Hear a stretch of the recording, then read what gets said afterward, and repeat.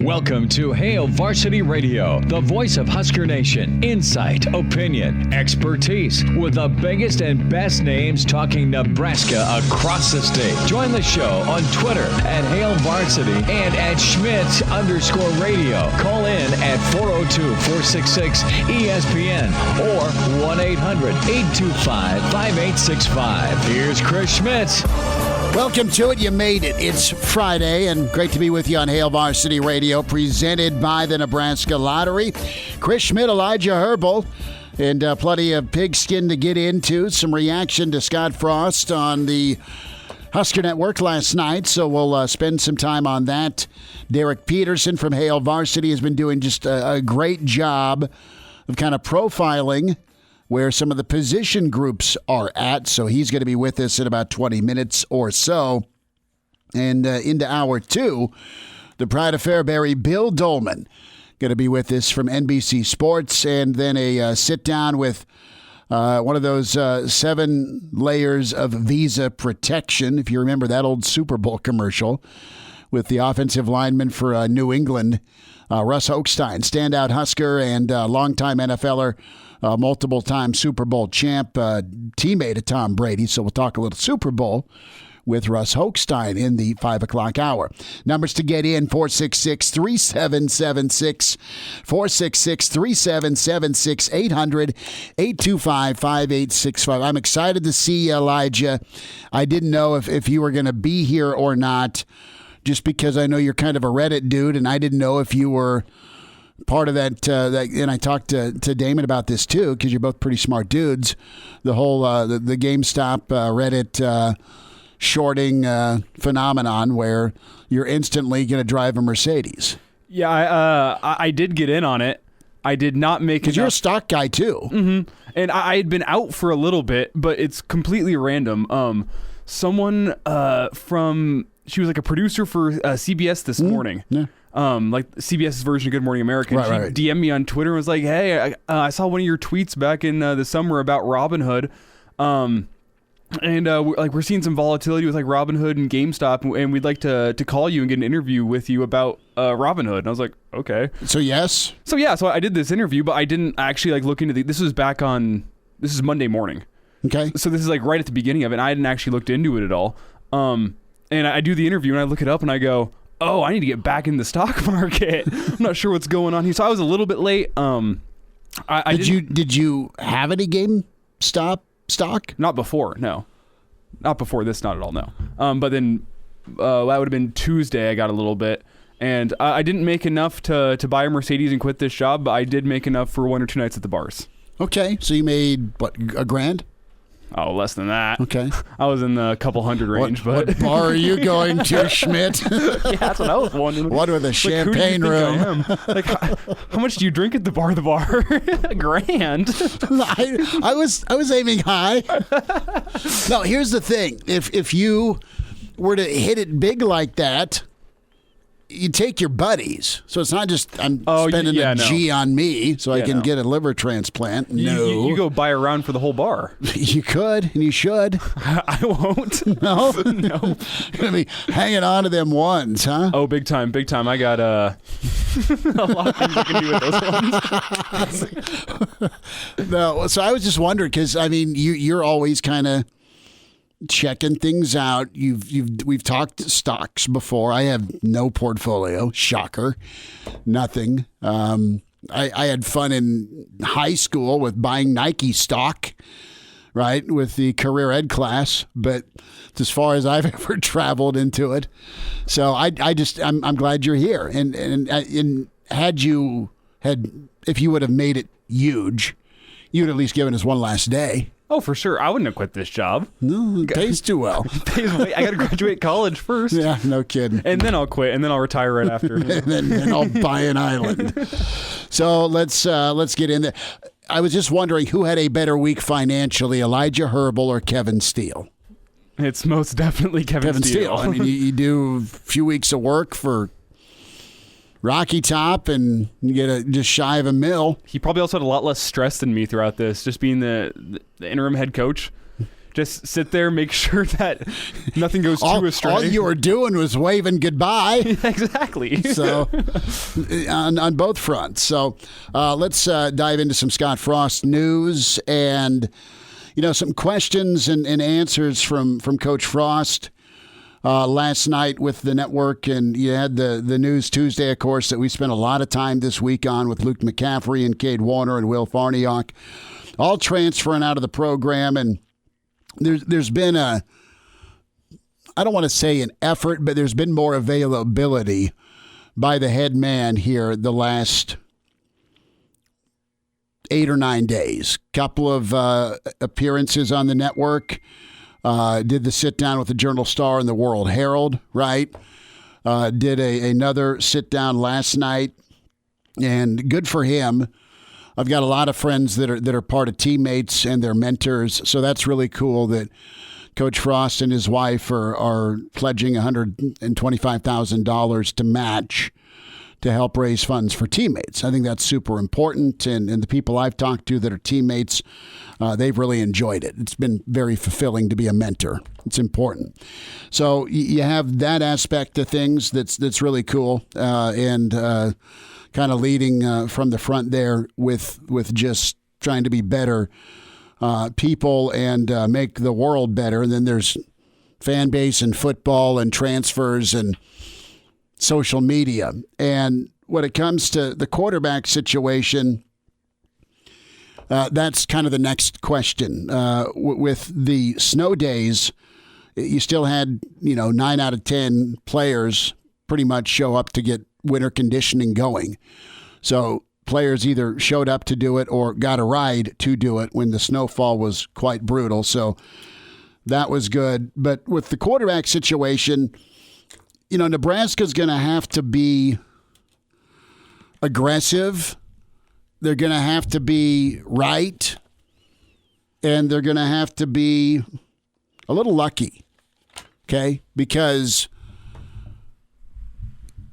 in the climate we live in with the quarterback position, you find the right one, you hope the dude's there 2 to 3 years, right? Deshaun Watson, we'll talk about here in a little bit, had the gig and killed it for Clemson, right? You look at the Ohio State quarterbacks. You look at the success Texas had where they're able to stack Vince Young and Colt McCoy. You look at Nebraska's run at quarterbacks, right? You had Turner Gill, and then you had some guys that were pretty decent, and then you go to Steve Taylor, who was here for a long time and was really good.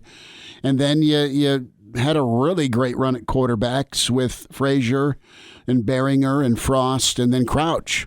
I mean, that's awesome. So if you can hit on a couple of quarterbacks, keep them happy, and just kind of hand the baton off, that's ideal. Bama and Clemson really are the only two to do it. And even Clemson lost a guy who took them to the college football playoff because they went with Trevor Lawrence as a freshman.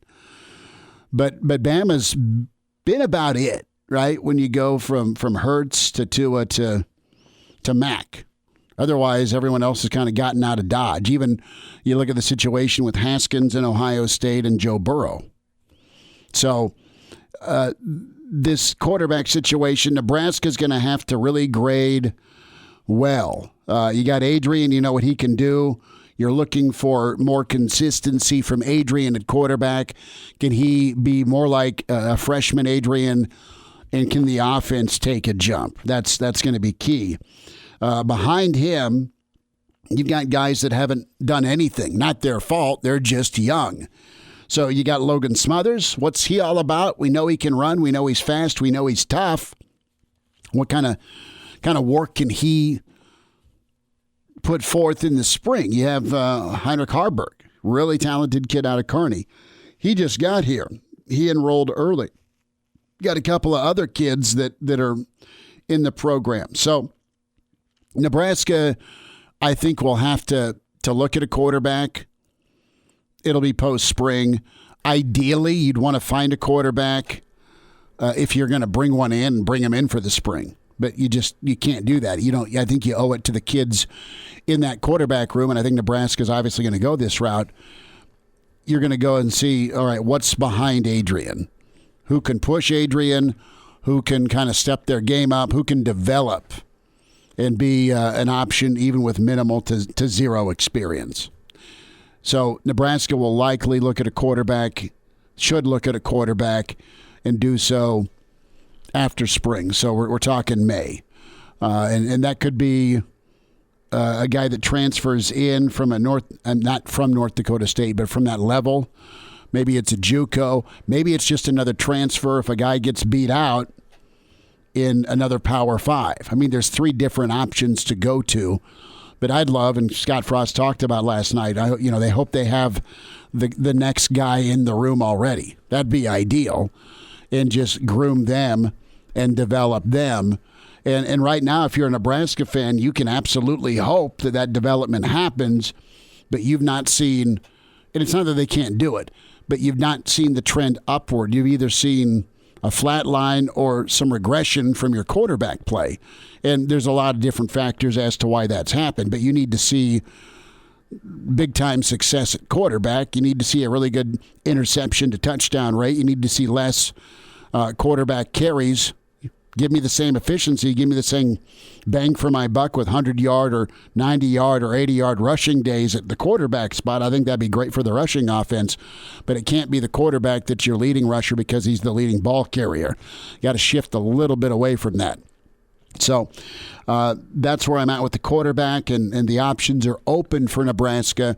But if they're going to add somebody, they've got 3 different areas, portal included, to look at and add to the room. Yeah, and currently I'm not convinced that the quarterback of the future is in that room right now, just because when you look at the landscape of college football right now, if you've got a guy who's going to be able to lead your team, lead him to some glory, quote unquote. I just want him to go win football games if I'm a Nebraska fan and not turn the damn thing over. Mm-hmm. Just don't lose me the game, manage the game, and make some plays. You got some playmaking from Adrian. He's kept your team in it offensively. Got to be better with the football, and he knows that.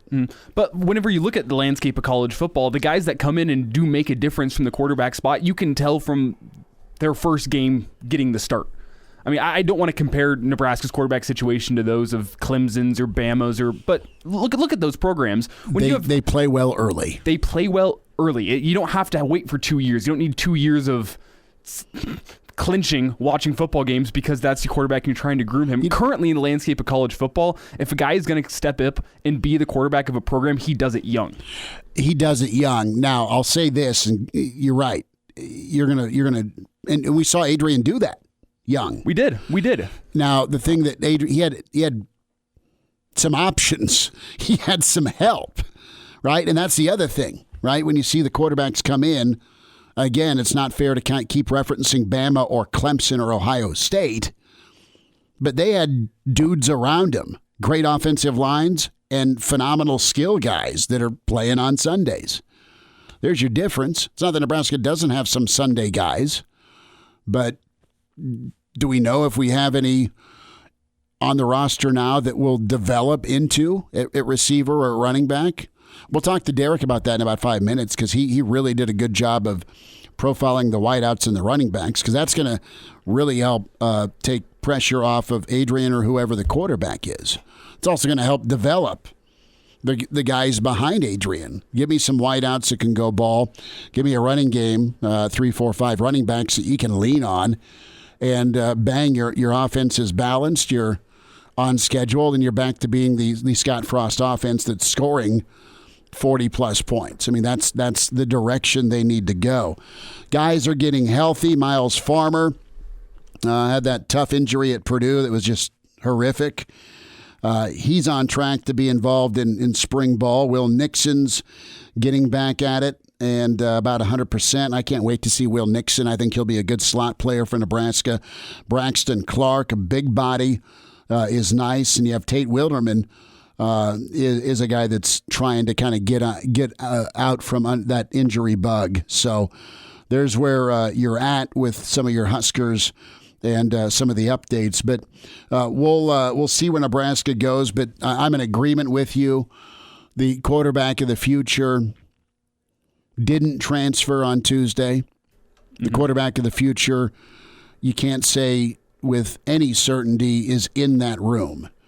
And you hope Adrian's the quarterback of the future if you're a Nebraska fan, because you've seen his upside, you've seen his talent, you've also seen him dinged up and not 100%. And he's a completely different player, like many of us would be if we're not playing at 100%. Now, the thing that Adrian's gone through and should be able to handle better is just the ups and downs. It's never easy when there's adversity if you're the quarterback, but he's handled 3 years of phenom, wow, year one, year two, dinged up, played hurt, and didn't deliver on expectations, his own or what everybody in the media projected, a stellar year for Nebraska in 19.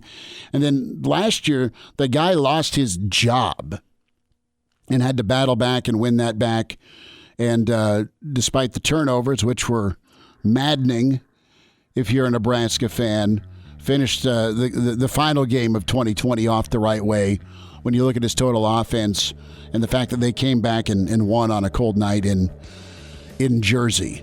It's better than the alternative. So steps forward here at quarterback. We'll see what Nebraska does, but keep your eye out, if I'm Nebraska, for somebody to add to that room if there's nothing that wows you this spring. Derek Peterson's next from Hail Varsity. And we're back Fellas, think we could listen to the radio on Hail Varsity Radio, presented by the Nebraska Lottery. Yes! That's awesome! Back with you on a Friday. It's Hail Varsity, presented by the Nebraska Lottery. Chris Schmidt, Elijah Herbal, and welcome in Dr. Petey, the pride of Oklahoma. Derek Peterson with us at Dr. Petey HV on Twitter. Derek, what's up, man? How's your Friday? It's good. I'm doing some house cleaning and listening to a podcast about the Chicago Bulls. And actually, seconds before you guys rang, we got to the Fred Hoiberg was not given a chance portion of the Chicago Bulls conversation. So topical, but good. Nice. Yeah, the mayor in Chicago, listen, truth be told, I was a Bulls guy growing up, like most of the Midwest, because of Jordan and Pippen and Rodman and, dare I say, Bill Cartwright and his elbows. But, yeah, I kind of just I divorced Chicago post-Jordan. But, no, so good. You're checking out a little NBA podcast. I love it. I've been checking out your work on HailVarsity.com. I love it, man. You do awesome. And you've been just killing it with the position group breakdowns, and you did defensive backs today, and it's kind of you're grading Dr. Petey with his red pen of death, but a fair pen of death. And you're great on the defensive backs, an 8 out of 10 when you look at Fisher and what he's done. You know, a lot of valid points in your column, HailVarsity.com. Check that out from Derek Peterson. But the secondary really kind of thrived last year. As you look at some of the names and numbers and returners, you know, what do you project for 2021 in that secondary? Who are some of those, I guess, wild cards you're excited about, knowing that 3/4 came back to try and get more done for this Nebraska defense? Yeah, well, the two wild cards, I think, have to be the two young safeties. You start with Miles Farmer, who they really like. Had the injury before the game against, just a freak injury before the game against Purdue. Just in what Scott Frost has told people lately, there's a chance that he could at least be partially involved in spring ball. That's good. You look at his numbers, and really it was just the one game against Northwestern, the first half, that he really got a chance to play sort of a primary role in the secondary. But, I mean, if you just look at his snaps over the course of a season, he played about a game and a half worth of snaps. And in that game and a half, he had 2 interceptions and a forced fumble. And just kind of looking at what he did, it sort of reminded me of what Deontay Williams did in his first year at Nebraska, that 2018 season where Nebraska had the 3 senior safeties in front of him. It might have been 3. Was it 3? It was Aaron Williams and Trey Neal and somebody else that I'm now blanking on. No, I think you nailed the 3. Or the two for sure. Continue. Yeah. I want to say Antonio Reed, but he might have been before Frost got here. No, Antonio was here. He had a hell of a game against. So those are the three guys. Great game against Michigan State. Yeah. Yeah. Yes. So those are the three guys. And so my point, Deontay was really in just the kind of, give us some snaps off the bench when the other guys need a rest. And in those snaps, he was he created a lot of havoc. He created a lot of sort of playmaker moments, and you kind of looked at that and said, okay, this is a guy that looks destined maybe for a bigger role. We'll see what he can be when he gets that bigger role. And so you look at a guy like Miles Farmer and say, like, he has the size. He's 6'2", 205. He's my editor Brandon Vogel has loved the dude ever since the recruiting trail, and I know a lot of people feel the same way. He has kind of the prototypical size that you look for, and he showed ball skills and he showed instincts and some good stuff. He showed some young guy mistakes, but you look at the way that their safety room kind of shakes out. You've got Deontay Williams and you got Markel DeSutte both returning, but I don't know that it's a given that both of them are going to start again. Or maybe it's a situation where you have three starters, kind of like that 2018 team, and you just kind of rotate with the way that they divvied out snaps last year. It was those top four guys played really the lion's share of the snaps. But I think Farmer is just, if he's healthy, if he's able to go through, let's say a portion of spring ball, or at least be somewhat available for spring ball, and then kind of go through summer stuff and things like that, and be healthy leading into fall camp, I think he can make a move.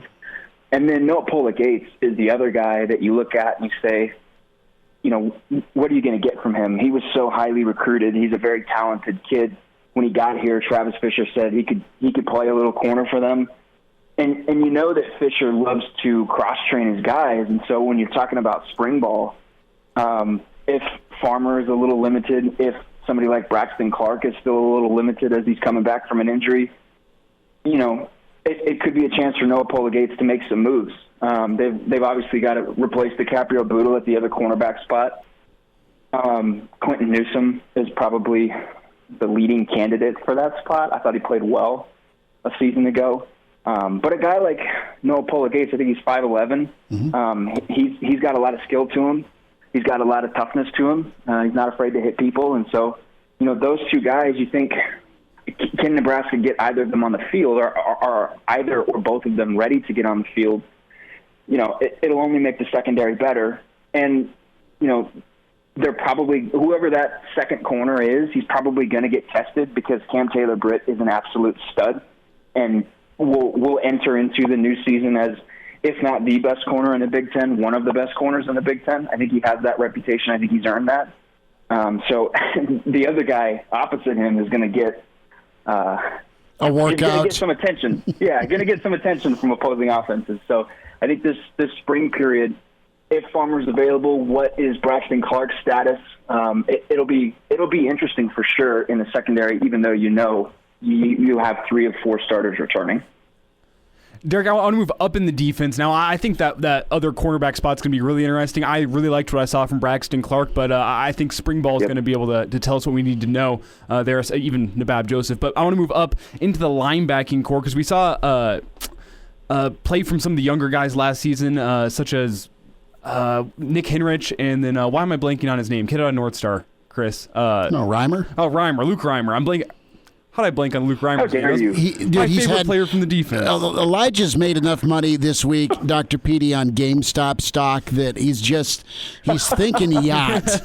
All right? He's thinking yacht. He's thinking Wolf of Wall Street. Next time people decide they're going to make a bunch of money off of video game stuff, someone needs to give me a heads up so that I can get involved in that. I felt like the SpongeBob meme of Squidward sitting inside his house looking out the window as people were playing outside. Well, that's what I felt like. You know how much money I've lit on fire taking Junior over the years to places to buy video games before he could download them, only to get watch them get scratched 24 hours later because he's a piggy. His room's a hellhole. I mean, it's just Junior just catching stray rays, man. Oh, Junior's going to catch a lot more, too. But, that's not a fun memory of the sad eyes. Can I have $70? Oh, it doesn't work now.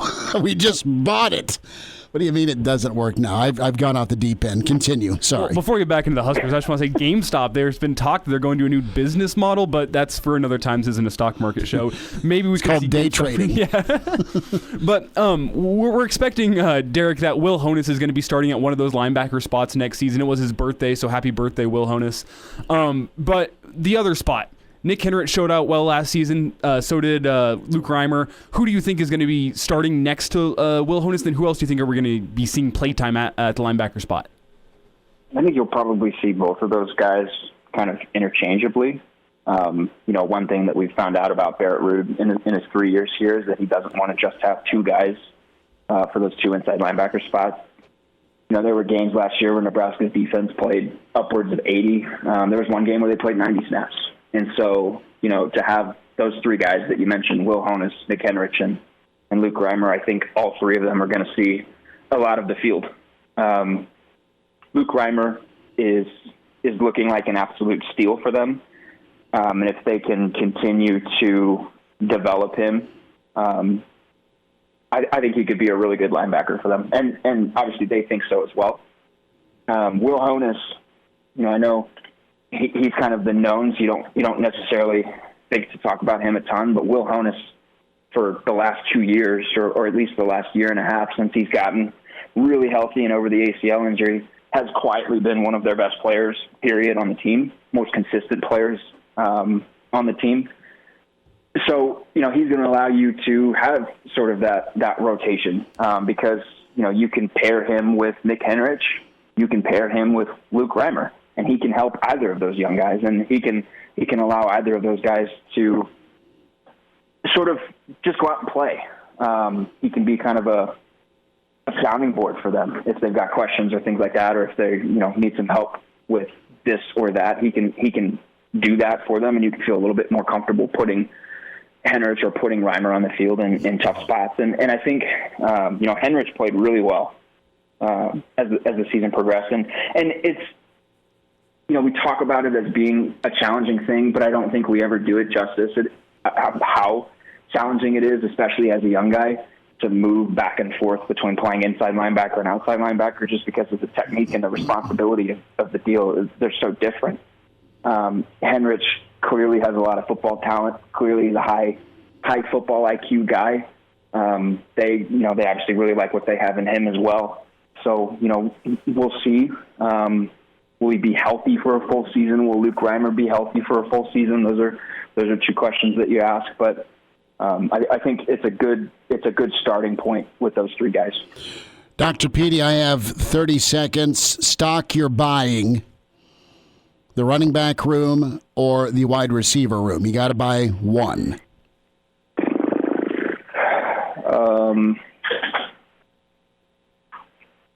I will go with the running back room because I really like Marquise Stepp. Okay. And you're going to call me a homer for this. I very much like Savion Morrison. We're all wanting to see Morrison carry the ball, dude. Yep. And I think there is more trust in Ryan Held than there is in the wide receiver room at this point. And that's not to knock Matt Lubick. It's just what you, someone's been here longer. Yeah, no, I got you. Yep. Derek Peterson's with us. Read him, HailVarsity.com and magazine. The Varsity Club podcast, the Hurrdat Media platform that dropped today. Good stuff on the portal from Derek and crew. Dr. Petey, have a great weekend, brother. We'll check in next week with you. Appreciate you, man. Go play in the snow. Why not? Have a good one. There he is, Derek Peterson with us. Some NFL and the Deshaun Watson saga, a new twist to tell you about. And now, back to Hail Varsity Radio. Thanks for hanging out. Hail Varsity Radio, presented by the Nebraska Lottery. Lovie Smith news. He is headed down to Houston, defensive coordinator for the Texans. Texans, one of those teams that you just wonder if they're ever going to break through. They got rid of Bill O'Brien. And their new coach had his press conference today.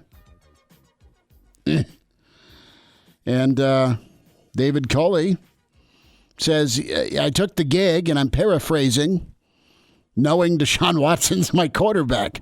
Little did I know, 24 hours before my introductory press conference, that there'd be reports that my quarterback would want to get out of Dodge.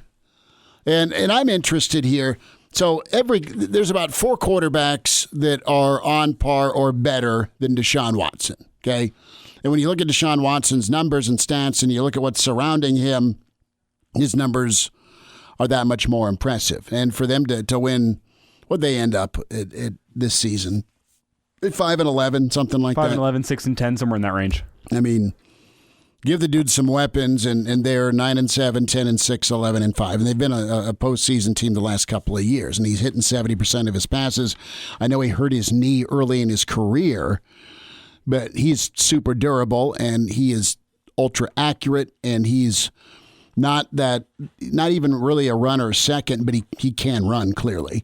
But he's so good at just moving around in the pocket. So you've got no commitment to Goff, really, from Rams management. San Francisco's out on Jimmy G, it feels like. The new head coach of the Eagles said, I have 2 quarterbacks, so maybe Wentz isn't going anywhere.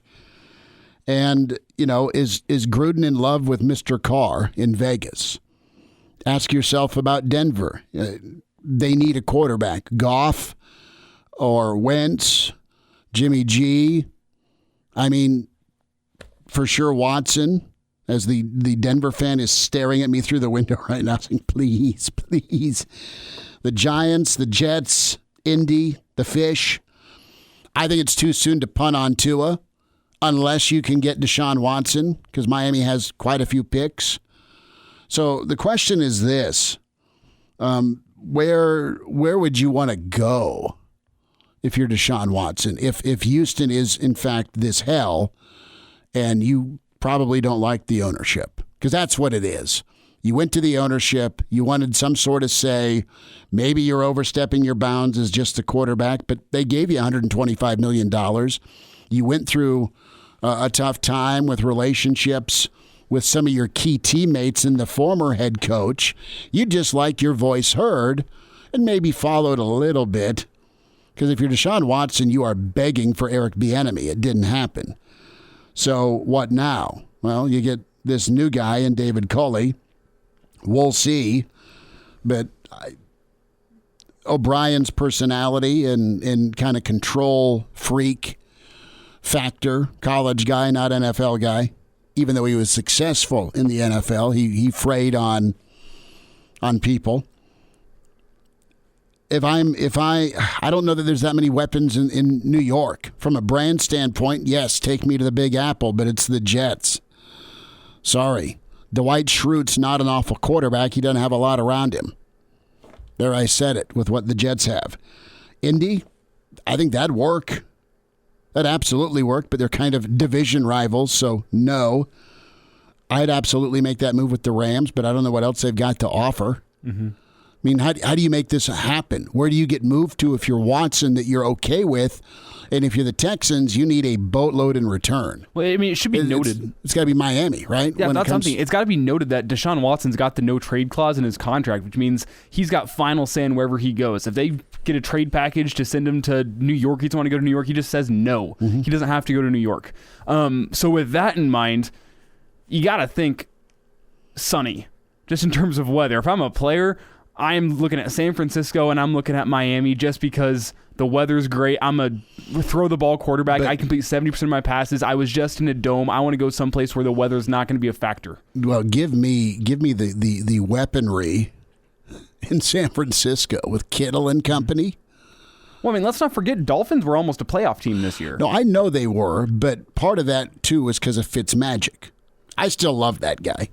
I do, and I know he's old, and he's got the beard, and he's got the chest hair going, but he can still spin the football. But, I mean, how I see it is that Miami team is a contender if they go get Deshaun Watson. Their defense is top 10 in the NFL. The NFL, pick a team with Deshaun Watson at quarterback, and they're immediately a contender. Absolutely, they are. I mean, Dolphins could be a Super Bowl odds-on favorite, not favorite, but top 5. One of those teams that everyone in Vegas that's the smart money because it's a top 10 defense, and now you're adding Deshaun Watson into an offense that's already got some weapons. Yeah, and if you're the Texans, can you get enough in draft picks? Because they've got the 3rd pick, they've got another late first rounder, I believe Miami does, and then they got a few more picks, and then you'd also send Tua. But is Houston's asking price, would their asking price be the 3rd pick overall, another first rounder, and then next year? I mean, how greedy is Houston? I mean, this is a guy that's Pro Bowl MVP level. So, and he's proven himself time and time again. So you're going to have to give up the farm for him, which makes sense. I just don't know if it can be worked out. I think what's going to happen, Watson's going to hold out and force his way out, and it's going to be a horrible, dumpster fire where the next storyline will be what kind of person and teammate is Deshaun Watson going to be, and he's not that guy at all. He's not. He's not a selfish guy. He's just fed up. But it's going to be painted and spun that way. It could be. And then you're going to have questions, and he needs a change of scenery. Clearly, if I'm J.J. Watt, I say it's a stake on me. I've still got a couple years here, and let's go sit down with this new coach. Let's sit down with the owner again, and let's try and give each other a year. Because the winner will be Deshaun Watson breaking out of jail from bad ownership.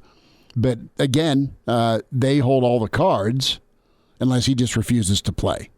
Short of like early retirement, and I'm going way off a cliff here. If they don't want to move him, if this new coach doesn't want to move him, they won't. Because he'll go back and say, bro, I took the job because I had this guy at quarterback. And I figure we could surround him with some weapons offensively. JJ's maybe got a little bit of gas left in the tank.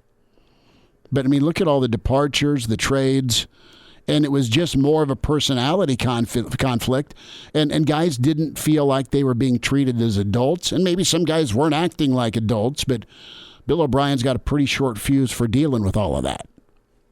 And you go from a playoff team that's knocking on the door that did take Buffalo out last year, mind you, that now finished at 5-11, and you've got a disgruntled quarterback. So I hope it works out because I want to see Deshaun Watson play ball. I want to see him play ball at a high level. I want him to have more than 1 or 2 wide receivers to throw to. I like David Johnson a lot, but clearly that was not the answer. You don't ship off Hopkins for that.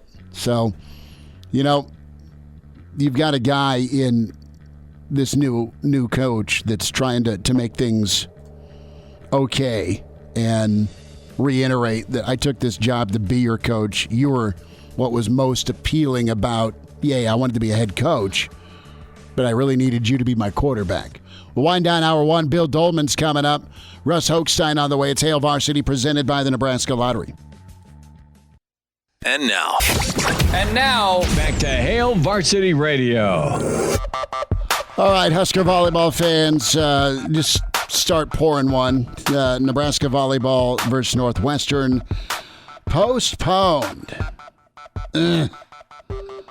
So, this coming down from Huskers.com and Aaron Sorensen also all over this from Hail Varsity.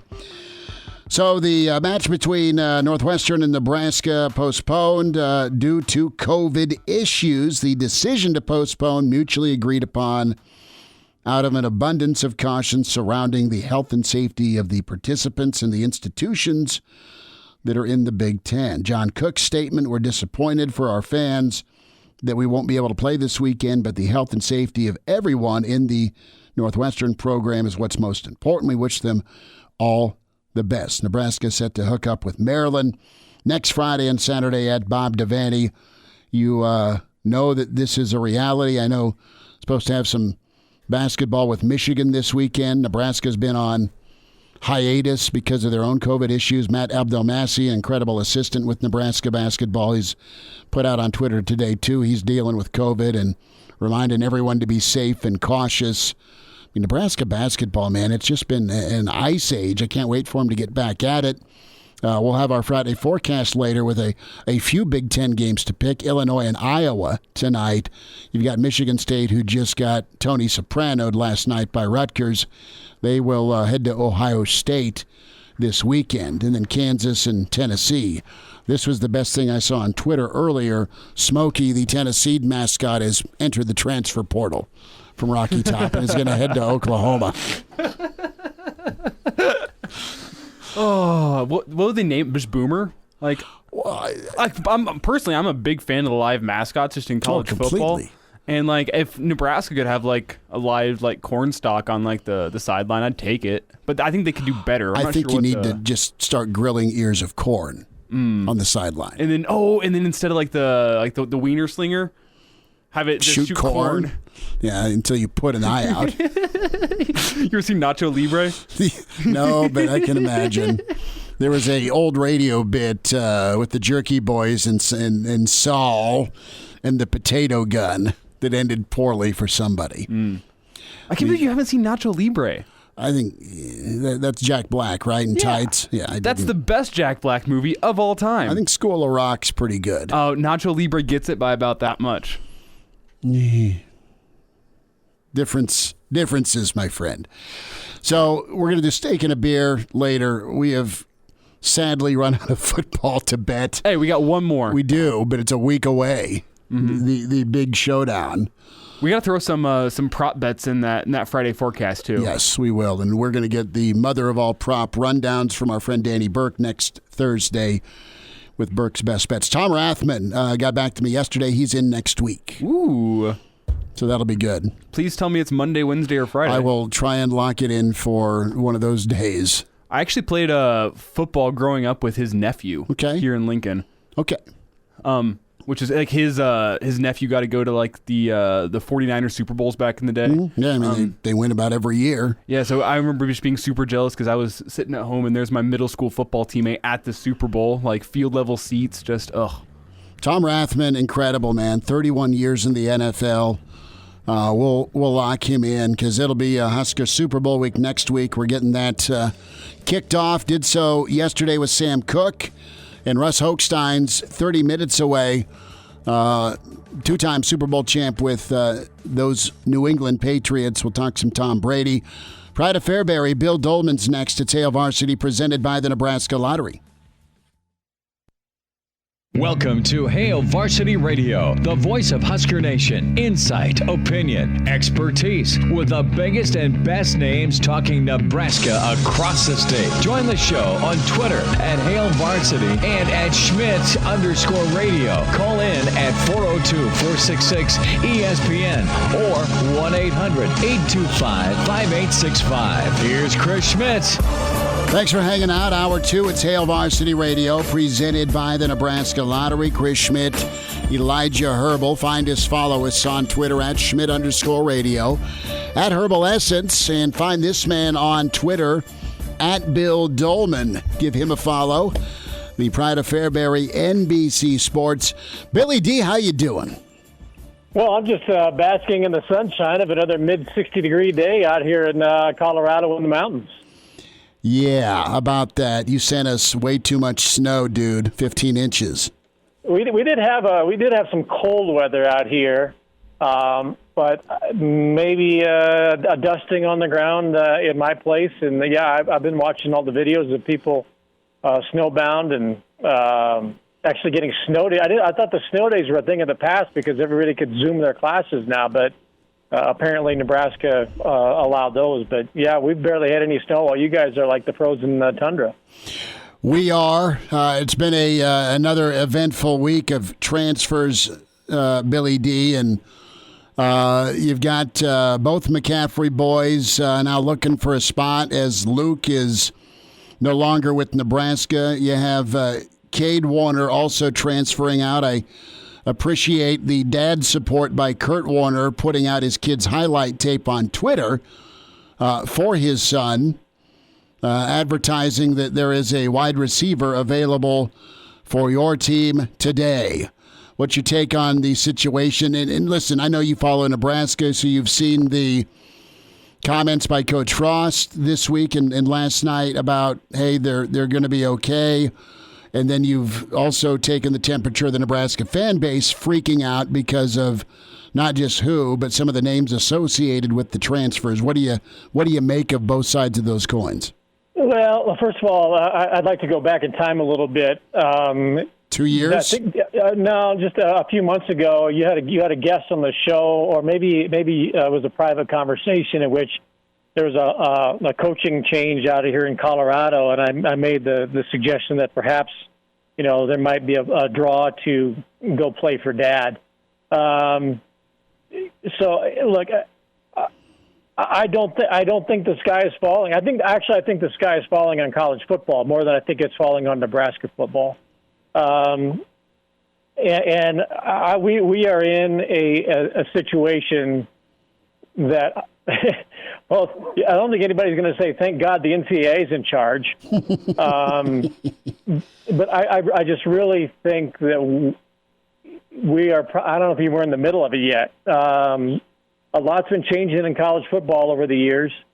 Certainly, again, it probably started with the conference realignment, when Nebraska ended up in the Big Ten. That's probably when the pebble was first thrown into the pond. And, you think that's just a ripple effect, but it seems like it's been more of a wave effect, and the waves just keep getting bigger and bigger. But, I go back as I think about, this era of college football that we're in with all the transition of teams. With the big money for coaches. It's been around for a long time. But, I can remember back, as I go down a tangent, I can remember when Tom was still coaching in Nebraska 25 years ago, and he made more money doing his TV show than he did actually coaching the football team. And Rick Neuheisel was making $1 million at Colorado. That's 25 years ago. And now you've got assistant coaches, strength coaches making $1 million a year.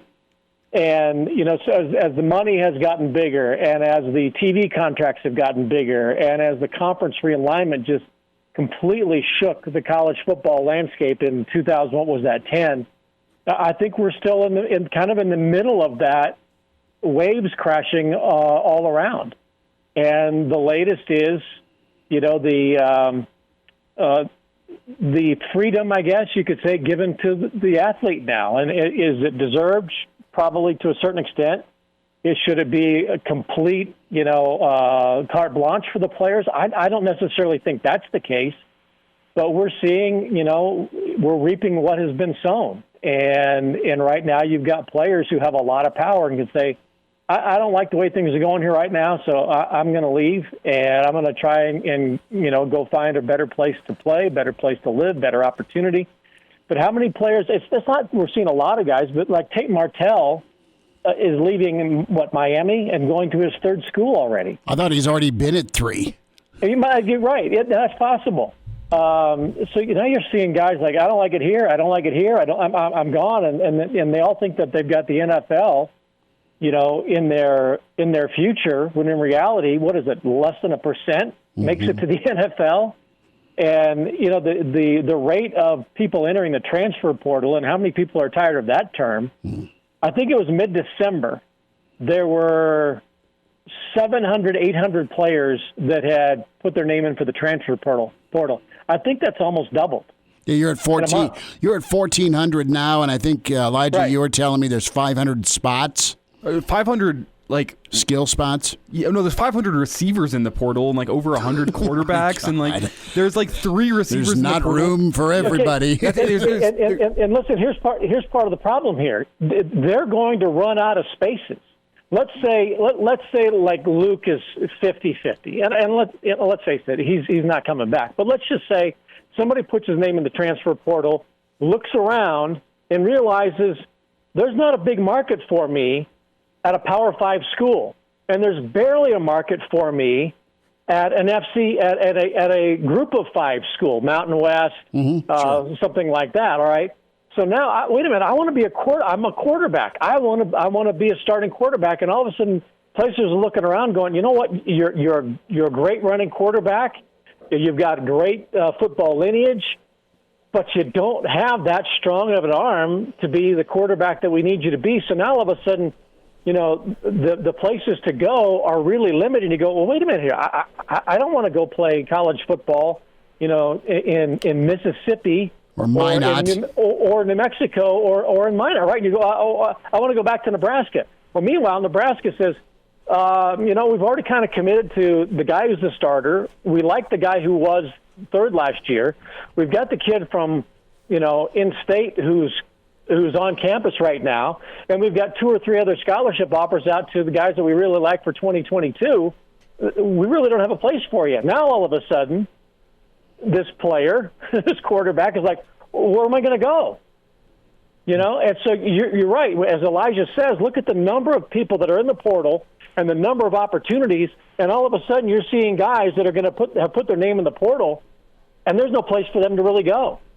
And so it's entirely possible that a Luke McCaffrey, whether he wants to or not, ends up at a Northern Colorado.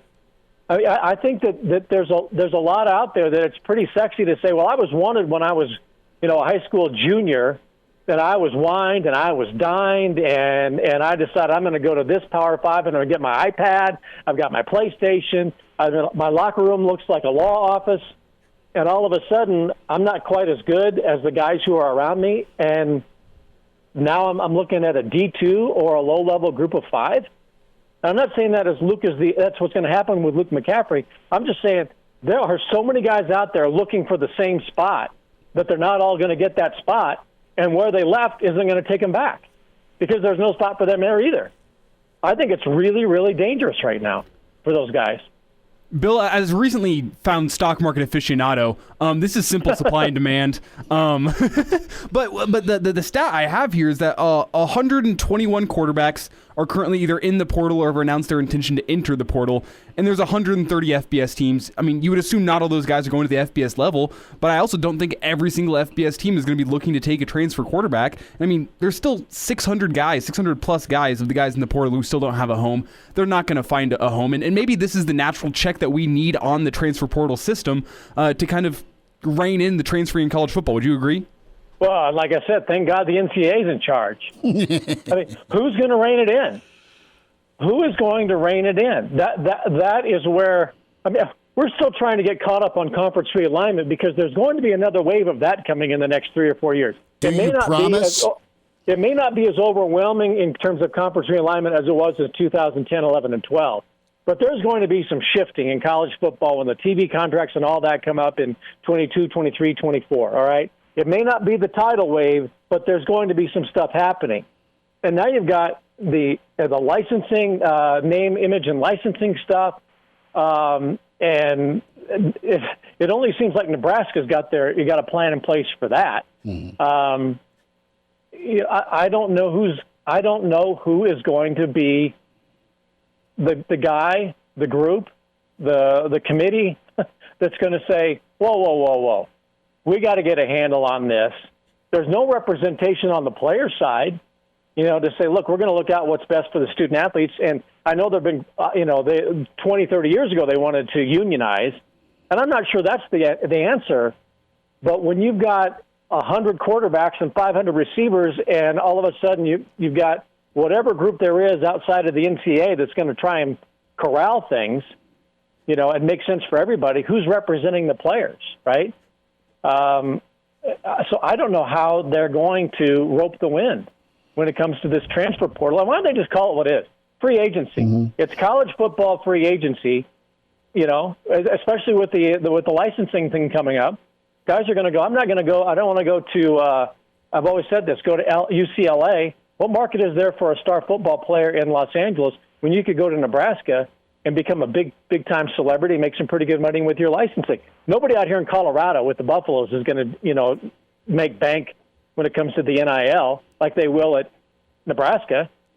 So you're going to have that to contend with, in the next year or so, along with the portal, and coaches leaving, and salaries getting bigger, and conference realignment, and trying to stay in scholarship limits with this extra year of eligibility over the next 12 years. I think it's great. The roster management's college football has never been in a better situation than it is right now. Look, while people are paranoid about what's going on in Nebraska, let's face it, there are some head scratching going on. But I think right now, the era of college football, if somebody would sit down in a room and just talk everything out, you'd look on the board and go, oh my God, there's like 20 major problems facing college football, and nobody can address one to get any clarity.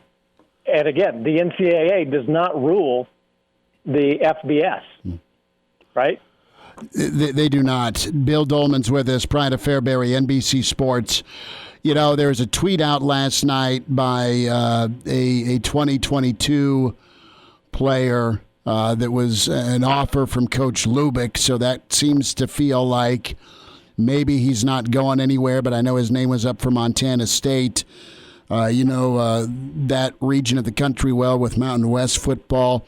When it comes to just Nebraska's offense, Bill, got about 3 minutes here, and the quarterback room and just the direction where Nebraska may be drifting, more downhill run. Let's hope that's a reality. Do you think the quarterback of the future, because that's what Luke was dubbed, you've got Adrian. You need Adrian to make some strides, and he's quite able to do that, but we don't know what's behind him. Does Nebraska go out and check in on 121 of those quarterbacks to add to the room? What does Nebraska do to help kind of give themselves some insurance on offense? Well, I think Scott's in a precarious situation there, because if you go out to the waiver wire, the portal, it's kind of a porta potty, really. But if you're going to go to the waiver wire and try to find the next Brian Hoyer, I think Scott needs to. And every coach, you've got to balance that. What's best for the team, but what's best for the kid that I have promised, the young man that I have promised parents for the last 2-3 years that I'm going to take care of him and give him an opportunity. And, Logan Smothers is in that situation of being, the popular backup. Luke McCaffrey was in that situation. He was that popular backup. Everybody wanted him. Looked great against Penn State, and then was the starting quarterback in one of the worst games of Nebraska history in the Illinois game. Smothers has to be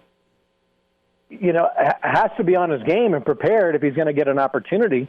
But Scott can't say, well, we lost Luke McCaffrey, so let's go out and bring in Tate Martell. Let's give him his fourth shot. If you're Smothers, you're going, whoa, wait a minute here. I committed to you when you were still, early on in your tenure at Nebraska. What if you got a Joe Burrow out there, though? Well, look, Joe Burrow would not have been Joe Burrow had he been the quarterback of that Nebraska football team. Absolutely agree with you. Right. He went to one of the great teams, not the greatest team in college football history, with great receivers, great everything. Everything came together for them at that time. So, yeah, is there a Joe Burrow out there for somebody? Maybe. But this is college football. It's not the NFL, even though there's high dollar. You got to show some loyalty and belief in the guys who believed in you, especially when you were in your first or second year as the head coach trying to build your program. You sold that kid that he can be part of the future. And you sold the Harburg kid that he can be a part of the future for his home state. And all of a sudden you're going to go out and say, I'm going to find somebody in the waiver wire to come in for a year and be a backup to Adrian Martinez? I maybe that's naive, but I still think there's a place for that in college football. Here's one thing that I do want to say when it comes to this whole losing players to other teams. I would love to find out the amount of money that schools spend on a recruit. Mm-hmm. I talked about that for years, about that tight end that Nebraska got in the Callahan era when they flew down to Florida to take his girlfriend out for a hamburger. How much was that? That was like $500, to get the plane ticket, buy the burger, and get her to tell him to come to Nebraska, which he did. But how much money does a school spend to try and get a kid to do the hat dance, to come to the school, only to be there for a year or two with no compensation once he leaves? In fact, Nebraska stuck for the second semester scholarship bill. To me, there's something really wrong about, how much Nebraska or those schools invest in those kids who are in the portal. And what are they getting back? Kid says, I'm not getting the opportunity that I wanted, so I'm out. And those schools are stuck with the amount of money that they spent. Now, I'm not saying that, you're going to cry a river for those big schools that are spending, thousands and thousands and thousands of dollars to get a 17-year-old kid to sign on the dotted line. But somewhere, there's got to be some compensation, maybe from the other school that signs him. I don't know what that is, but I always find that really distasteful about recruiting, the amount of money that is spent to get a kid to sign only to see him leave, and then you're stuck with that bill for nothing. Right? Bill Doleman's with us. Billy D, we'll pick this up next week. We'll hit some Super Bowl. Thanks for jumping on today. Go Big Red. Everything's going to be okay.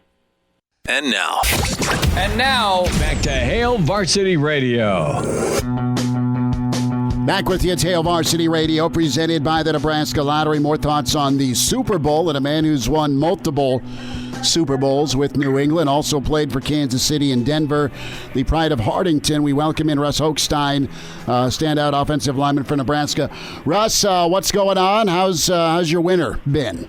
Well, it's up until the last couple of days, our winter here has been pretty good. And now all of a sudden we got single digits and snow on the ground again, and misery is at our doorstep again. Well, there's been a lot of knocking and misery. And you talked to any of your friends or family back in Nebraska this week? 15 inches in Lincoln. Yeah, I heard they weren't excited about that either. And but I guess like anything, we all get through it and move on, and just hopefully the warm weather is around the corner. Did you ever? What's the worst conditions you ever played in as a pro or college guy? The worst conditions I ever played in was when I was in New England. We played the Tennessee Titans back in 2003 playoff run. It was I think it was 3 degrees at kickoff, and as the game ended, it was well below zero, and it was miserable. You couldn't feel your fingers, couldn't feel your toes, and a lot of other things you couldn't feel. But you made it through it. Russ, you have Kansas City on the doorstep trying to go back-to-back. You did go back-to-back. How can you put into words how difficult that is in the NFL to not only win one, but go do it again? Oh, it's extremely hard. Obviously, they're positioned really well to do it. Obviously, it's not impossible. Multiple teams have done it. But it is usually pretty hard to do. You have to keep your focus. You have to keep your team pretty healthy as the season goes on. And the ball's kind of got to bounce your way a little bit as you go, throughout the season as well. And all those things have kind of happened for Kansas City. So it's exciting for them to be there again and sitting on the doorstep of a back-to-back, which hasn't been done, ironically, since we were there. So in New England back in 2003-04. So it'll be a great game to watch. It will be. And on the other side of the field is a guy you know well, a friend of yours, Tom Brady. And I'm interested on your thoughts. Of course, Gronky Kong's down there as well. And Bruce Arians has been chasing this for forever, BA. And what did you think was possible? And did you think this was likely for Brady in his first year, and Gronk for that matter, to make it where they've made it? Well, number one, I just want to point something out, that this is the first time an actual Super Bowl team gets to host the Super Bowl, which is pretty amazing. I've been watching a lot of the national coverage, and I don't feel like it's really getting enough publicity. I think because of the COVID situation that's out there and the requirements in stadiums, I think it's kind of tamped that excitement down. But that, number one, is just amazing that has actually happened. Number two, to answer your question, I am not surprised Tom is where he is, or Gronk, or any of that group. Tom he continues to do what he said he's done. He continues to play into his 40s, and he's playing at an extremely high level. And I know I've been on your show many times and told you how much of a competitor that man is. He hates to lose, and he loves to compete. So I'm just not really surprised he is where he is. Now, taking a franchise like Tampa Bay that's really had one good run at it in the last 25 years is a pretty amazing number. But they did have some good talent already on the shelf there that was a part of that team, and those guys do not. I don't want to discredit any of those players. There's some great players down there around Tom, and they've done a nice job adding pieces around with Tom too. So, but it doesn't surprise me, but it does make it a great storyline, doesn't it? Oh, it's an incredible storyline, and I look at the personalities down there in Tampa, and you walked in and you look at Evans and Godwin, right? Two guys that are pretty high level. You bring Antonio Brown, who has all the talent in the world, but it's a fit thing, right? And he's kind of fit, and that's, to me, Tom. And you've seen this side of him. Tom's gone out of his way to try and get Antonio comfortable. I mean, even going as far as with lodging, I think. So, I mean that's incredible. And yeah, you want a Pro Bowl wideout to throw the ball to, but that's also kind of a human interest thing, man. I mean, that's not normal, is it, in Pro Bowl to make sure you're there for another grown man like that? And I don't mean that in a derogatory way. I'm saying that, I mean, you just don't expect that, because the pros, you guys go home to your families and whatnot, right? It's not like college. Yep. Yeah. It's not like college. But there is always circumstances out there, and I was lucky to play with really good guys over the years that if you ever needed anything and you're a lone young single guy in the league and Thanksgiving was coming up, man, I got invites from a lot of people. And people would take you into their home to celebrate Thanksgiving, and that's just the generous nature of us as humans, and I think the league is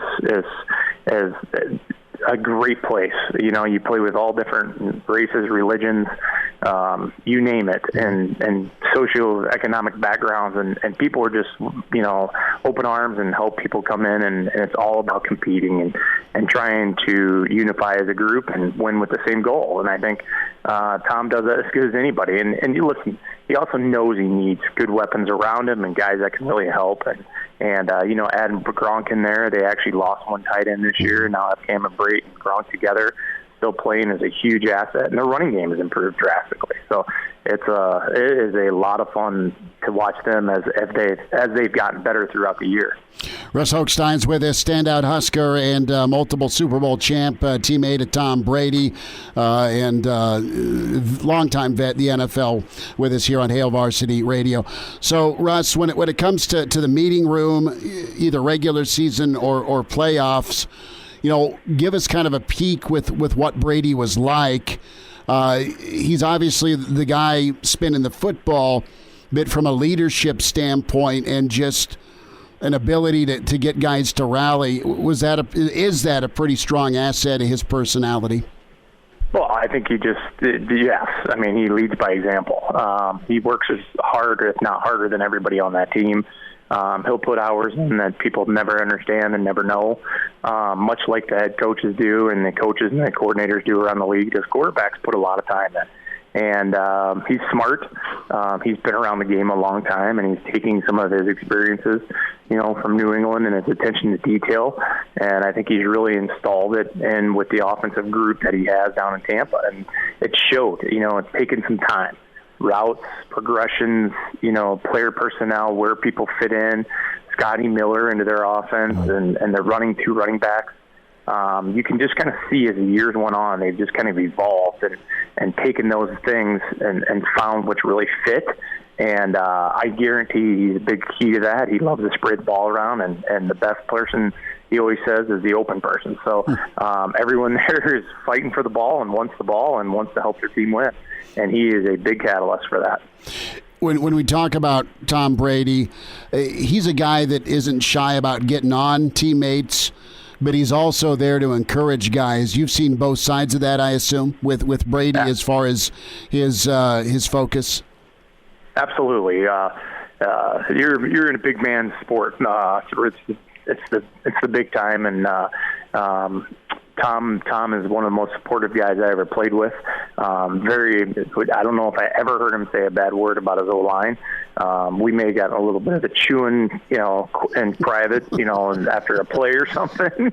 But publicly, he would never do that. He was a stand-up guy who always looks out for his teammates and has everyone's back. And I really believe that, and I know that's the loyalty we had when he was here in New England when I got to play with him.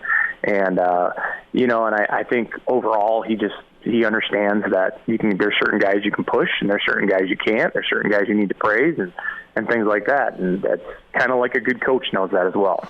So he absolutely takes time to get to know you beyond a guy that's keeping him upright. Agreed. Yes, he is. He makes sure he talks to guys. He understands where everybody's coming from. I mean, I can't speak for him the last 5 or 6 years as he's gotten older. I mean, you look at the average age difference between him and a rookie coming in the league. It's pretty amazing. So I'm sure he's not quite as close as he was back in the old days in the early 2000s when we had him, but he's got a pretty good feel for things in the locker room and with his O-line and tight ends and everybody around him. So, but I don't know how much, if he's going out and having beers with everybody, it might be a little different now, but that's life.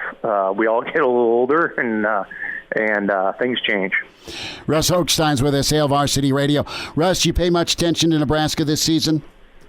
I have. I did watch a lot of Husker football this year. I was hoping for a little better outcome in a couple of the games. And I've seen we've had some people going into the transfer portal, and that's a little frustrating because you never want to lose good talent. But I'll be watching in the future no matter what.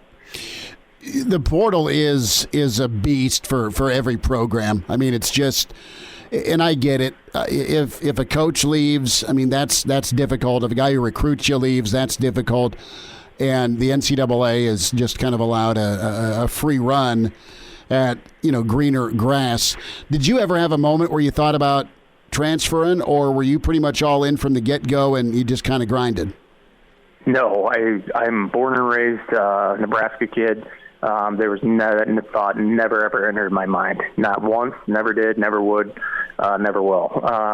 And as far as the transfer portal, I couldn't agree with you more, Chris. It is I think we've tried to create free agency in college football. I don't like it. Call me old-fashioned, but I feel like when you commit somewhere, you I'd like you to stand tall and see that commitment through. This transfer portal is, like you said, has kind of ravished a lot of different programs, and I don't like it. I mean, players, when you come in and a school is willing to offer you a scholarship and get you in there and help you play and educate you and train you and all the things that go into it, and then you turn around and you leave for something better, I kind of hate that. But that is the new world we're in, because coaches have left so much and the money has increased so much that it's allowed players to do that. But, I'd like to see that rule maybe they're curtailed a little bit by the NCAA, but to this point, nothing's happened on that.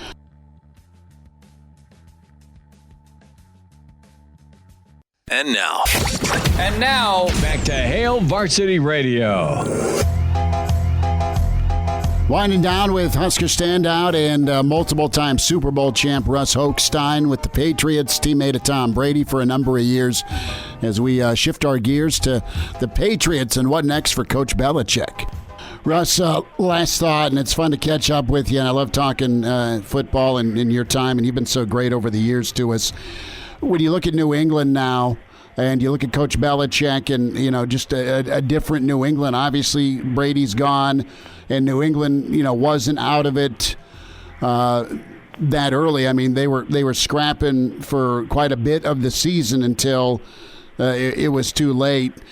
How long do you think, and I don't know if you have a gut reaction on this or not, but with Coach Belichick, do you think he'll keep going a few more years to try and get back, or do you think he's winding down? What's your read on your old coach?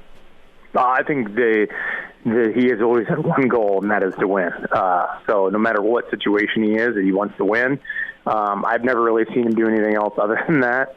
So I expect him to go out and retool and reload and to help that franchise get back to their winning ways. I know there's a lot of talk, nationally about salary caps and players and things like that. And And this man's built a bunch of programs. He knows what he's doing. I expect him to not to change very much at all, and then basically go out. If he needs to find new coaches, new personnel, more money, whatever they need to do, I think he'll do it. And he's got one thing in mind, and that's the win. And his goal, or his old saying to all of us, was winning is good for everyone. So I believe he'll continue down that road. With Belichick and his personality, I mean, everyone just sees him on the sideline, and he is brilliant. And I'm sure, again, it's a business in the NFL, but we talked loyalty a little earlier with guys that had loyalty towards Brady because of just the fact that you had the same goal. You all wanted to win, and everyone has that best interest in mind, or you're not there. With Belichick, I mean, he was able to really develop guys. I mean, New England didn't always have first-round success, second-round success. I mean, it was well done from the personnel standpoint to bring in those puzzle pieces, Russ. He was, and you are right. He is pretty amazing at building depth in his system. And obviously there's constraints to some of that with salary caps and things like that. And you can miss on some drafts, which I know up here in New England, they're crucifying him a little bit for missing on the last couple drafts, especially in his high picks. But overall, the guy's the greatest coach of all time. I don't think there's much argument on that. I think he understands the game really well, and I think he'll understand how to get back to a competitive and winning environment. So I expect him to be able to go out and hit on a few here and there, and maybe free agency, and build that depth back into the system, like you said. And it wasn't always the flashy names. It was just guys that were true football players that loved it. And he seemed to find those guys, and like you said, so I kind of expect to see that again in the future. Russ, for a week out, what are you doing for the Super Bowl? Right now, this year, I will be at home for the first time in a while. Last few years, I went down to the beautiful state of Florida to watch it with some friends, and this year, because of the COVID restrictions and all that go into play, I will be watching it in my own home, and probably partaking in a few cocktails and quite a few wings and some pizza. 1.4 billion chicken wings will be the run, and we got an air fryer, and I've perfected a dry rub for the air fryer the last few weekends for the playoffs, and I'm gonna have to stock up early on wings. Is kind of my game plan, but yeah, it's cocktail time and some wings, and I think we're on the same page. Russ Hochstein's with us. Russ, best to you and your family. Thanks for a few minutes today. Thank you, guys. Stay safe, and I appreciate your time. Gotta love Russ Hochstein, standout of Nebraska, Super Bowl champ many times over with Patriots, and good insight to Tom Brady, man. I love talking to Russ, and he's been on. We catch up with him in about every January to talk. Guess who? Tom Brady, because he's in the Super Bowl. But Russ is so good, man. Such a smart and really talented player at Nebraska, and finished his career with Kansas City and Denver.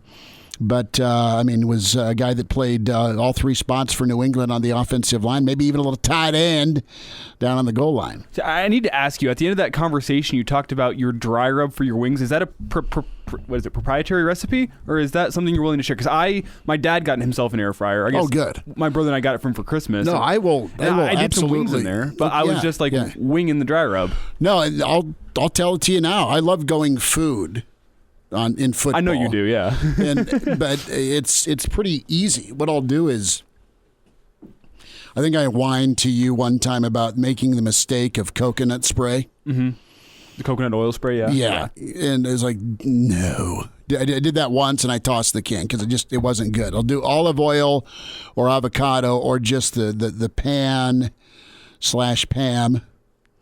butter spray, Mm-hmm. Right, instead of just dousing, or I'll just use olive oil. So you coat the wings in olive oil.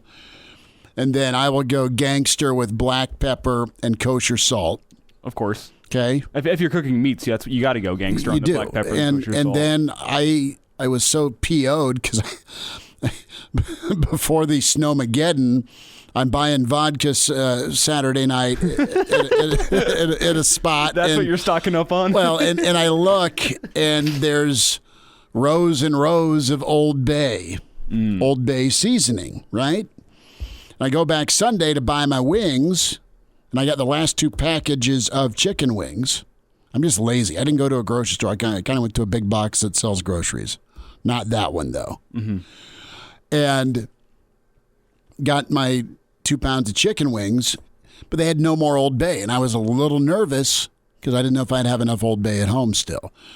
So long and short, salt, pepper, spray / olive oil, and then just dump as much Old Bay as you want on the wings. And then you throw them in the air fryer. You kind of shake them around. The Old Bay is all you need. That's all. I have done barbecue sauce. I have done teriyaki. I would probably also, if you don't want to do Old Bay, I would go with Misty seasoning. And I guess if I want to crisp them a little more, maybe some baking powder. There's a recipe because when you go to a wing joint, they'll fry them. Mm-hmm. Okay, so but yeah, I just go Old Bay, salt, pepper, and oil. Then you just go $3.75 or $3.90 for 15, 20 minutes and just kind of eye them, and they're perfect. I'm really good with this Asian sesame salad dressing, and when I smoke wings, that's my go-to because they are just perfect when you put them on the smoker with that salad dressing. When I air fry them with some sort of wet sauce versus a dry rub, it's not bad. But I feel like the skin would get a little rubbery. Right. The dry rub's the way to go in the air fryer. Yeah, see, Period. I've grilled, I've air fried. I still haven't smoked. That's the next bridge I got to cross. But you got to come over, and when it gets at least non-hellish outside, we'll turn the smoker on, 225, let them go for 2 hours, 2.5 hours, and they're just perfect. You get the wings, I'll bring the steaks. Done. That's how we will decide a steak in a beer bed. We are relegated to a college basketball game this weekend that's not been canceled. So we'll pick one, steak and a beer, up next as we head into the weekend. It's Hail Varsity presented by the Nebraska Lottery. Miss us? Come here, brother. Give me a hug. Bring it in for the real thing. We're on call for you. Catch the podcast at HailVarsity.com, the ESPN Lincoln app, or download them on iTunes. Saddle up, partner. Back to Hail Varsity Radio. One final time, Hail Varsity Radio presented by the Nebraska Lottery. Weekend edition tomorrow, 7 a.m. Myself, Mark Kranak, Elijah Herbal is in. I don't know, who do we want to rewind tomorrow? Do we want to hear from Kaz? Do we want to hear from Sam Cook, Russ Hochstein? Barney was pretty good yesterday on the McCaffrey situation. We'll have Brandon Vogel and the Iron Horse Gary Sharp with us tomorrow, 7 to 9 a.m. Stream us, ESPNLincoln.com. Get the podcast, subscribe to us, give us a rating, give us some feedback. iTunes, Spotify, Google Play for Hail Varsity Radio 6 times a week. And we love all the feedback we've gotten from you. Thanks for subscribing and listening. And Hurrdat Media, just a great selection of podcasts to go to and check out and frequently listen to. Incredible rundown of selection. Erin Sorensen and her podcast with Sasha's great. Brandon Vogel, Jay Moore, Damon Benning, and Jacob Padilla covers high school hoops. Jay Foreman and Greg Smith crush it. And, of course, Derek Peterson, the Varsity Club podcast. I have not left anybody out, I don't think. Everybody's got a podcast on Hail Varsity. It's sweet. They just pick your favorite Hail Varsity writer, and boom, they got a podcast. HurrdatMedia.com. And there's also some cool stuff when it comes to marketing and really cool stuff with just some lifestyle and entertainment as well. And be sure to check out ESPNLincoln.com, too, for the on-demand portions of the show. That stuff's pretty easy to access and take with you. So when we talk college basketball, is there a game you're feeling more than another tonight? No. You don't give a damn either? I don't either. I mean, wake me up when Nebraska's back at it. Kent emailed in, Chris@HailVarsity.com. You're kind of paraphrasing the email. You're really missing Nebraska basketball. Look, they were getting better. They weren't as maddening to watch. They played better. It's better than having, like, on a night like tonight, we're going to have volleyball. They've gotten crushed, right? But I think they can come together and continue to compete, right? Got Iowa and Illinois. Yeah, that's top 25 and it's Big Ten. That's the game. It's tonight. It's 8 o'clock on FS1. Very tight line in that one, too. Illinois is the home team. They hate each other. They absolutely hate one another. Iowa hates Illinois. Illinois hates Iowa. And it goes back to recruiting because you had old Bruce Pearl that at once upon a time was an assistant at Iowa that Illinois claims ratted out some improper McDonald's bags. I kid. But you have that sort of relationship, and you got Iowa City on the border there of Illinois, and they go after a lot of the same kids. And, you know, that's a road game. That's a tough ball game. Iowa's 12-3, and they're as dominant as they want to be. I'm going to end up, I think, going with Illinois to barely win outright. Just because it's one of these games that if Illinois is on, they can beat anybody any night. They're that good. But they've kind of stubbed their toe. They're 10-5. Give me Illinois 87, Iowa 84. Just barely a win and cover for Illinois. See, I'll go the other way, so this will be fun. I'll go Iowa 79, Illinois 76. Okay. So if Iowa wins, I win. If Illinois wins, you win. Or I guess if Illinois covers, too. Covering's key. Talk to you tomorrow at 7. Thanks.